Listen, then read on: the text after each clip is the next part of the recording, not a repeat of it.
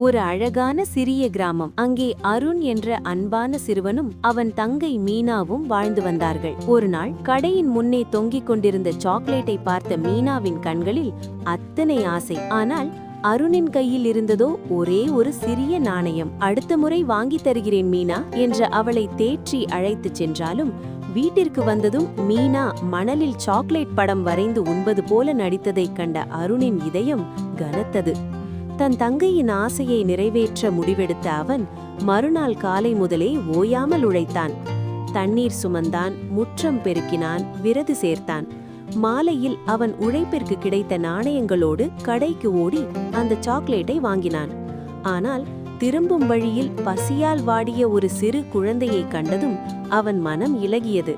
ஒரு நிமிடம் யோசித்தவன் அந்த விலை மதிப்பற்ற சாக்லேட்டை அக்குழந்தையிடமே கொடுத்து விட்டான். வீடு திரும்பியவன் மீனாவுக்கு ஒரு சிறிய மிட்டாயை கொடுத்தான். அவளோ மகிழ்ச்சியில் அவனை அணைத்து கொண்டாள். அப்போது அங்கே வந்த கடைக்காரர் அருணின் பெருந்தன்மையை கண்டு வியந்து ஒரு பெரிய சாக்லேட்டை அவனிடம் நீட்டி, நல்ல மனசுக்கு இதுதான் சரியான பரிசு என்றார்.